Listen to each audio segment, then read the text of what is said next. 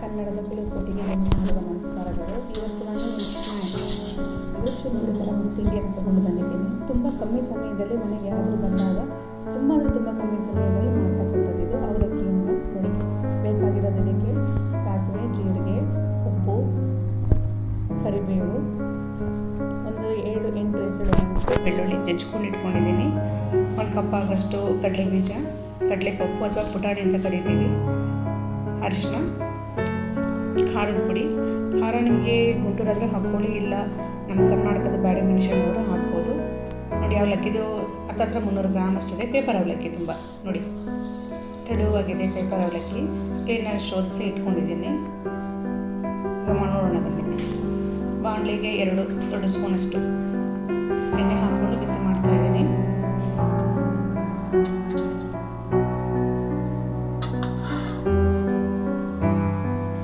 ಬಿಸಿ ಆಗಿದೆ. ಈಗ ಇದಕ್ಕೆ ಬೇಕಾಗಿರೋ ಸಾಮಗ್ರಿಗಳು ಒಂದೊಂದೇ ಹಾಕ್ಕೊಳ್ಳೋಣ. ಒಂದು ಅರ್ಧ ಸ್ಪೂನಷ್ಟು ಸಾಸಿವೆ, ಒಂದು ಅರ್ಧ ಸ್ಪೂನಷ್ಟು ಜೀರಿಗೆ, ಸ್ವಲ್ಪ ಸಿಡಿಲಿ. ಈಗ ಇದಕ್ಕೆ ಬೆಳ್ಳುಳ್ಳಿನೂ ಹಾಕ್ತಾ ಇದ್ದೀನಿ. ಸ್ವಲ್ಪ ಅಂದರೆ ಸ್ವಲ್ಪ ಕಂದು ಬಣ್ಣ ತಿಳ್ಕೊಬರೋದು ಇದನ್ನು ಹಾಕಿ ಮಾಡ್ಕೊಳ್ಳೋದ್ರಿಂದ ಜಾಸ್ತಿ ಕಂದು ಬಣ್ಣ ತಿರುಗಬಾರ್ದು.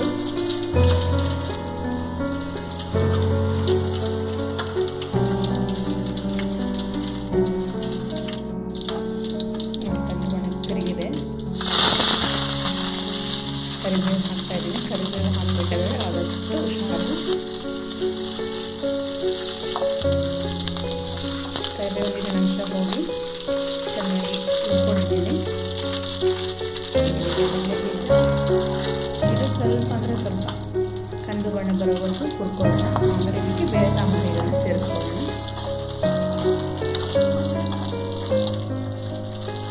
ಇದನ್ನು ನಾವು ಅವಲಕ್ಕಿನ ಬಿಸಿಲಿಗೂ ಹಾಕಿ ಕೂಡ ಮಾಡ್ತೀವಿ. ಆದರೆ ಇದು ಬಿಸಿಲಿಗೆ ಹಾಕಿರೋದಕ್ಕಿಂತ ಇದರಲ್ಲಿ ಮಾಡೋದು ತುಂಬ ರುಚಿಯಾಗಿರುತ್ತೆ ಅಂತ ನನಗನ್ಸುತ್ತೆ. ನೀವೊಂದು ಪ್ರಯತ್ನ ಮಾಡಿ ನೋಡಿ. ಹಾಗೆ ಸ್ವಲ್ಪ ಹಾಕ್ತಾ ಇದೆ. ಇದಕ್ಕೆ ನಾವು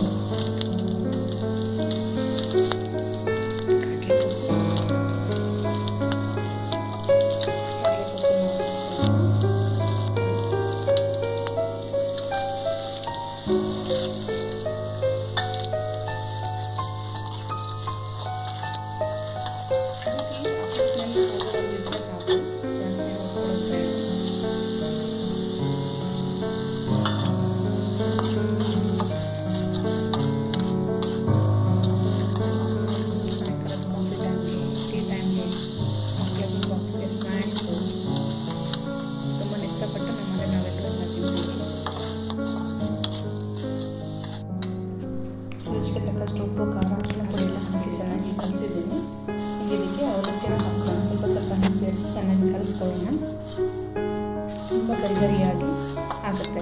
ಅಂದರೆ ನೀವು ಇದನ್ನು ಹಾಕಬೇಕಾದ್ರೆ ಉರಿನ ಪೂರ್ತಿಯಾಗಿ ಕಡಿಮೆ ಬೇಡ, ಆಫ್ ಮಾಡಿಕೊಂಡು ಕಲಿಸ್ಕೊಳ್ಳಿ. ಸ್ವಲ್ಪ ತಣ್ಣಗಾದ್ಮೇಲೆ ಕಲಿಸ್ಕೊಂಡ್ರೆ ಒಳ್ಳೆಯದು. ಯಾಕೆಂದರೆ ಇಲ್ಲಾಂದ್ರೆ ಮುದುಗಿಸ್ಕೊಂಡು ಹೋದಂಗೆ ಆಗುತ್ತೆ.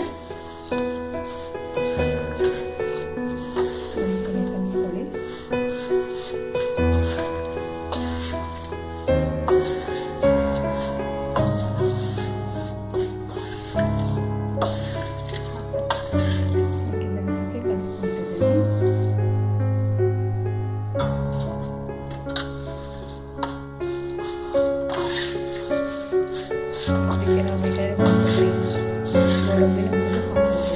ಚೆನ್ನಾಗಿರುತ್ತೆ, ತಿನ್ನಲಿಕ್ಕೆ ರುಚಿ ಇದೆ.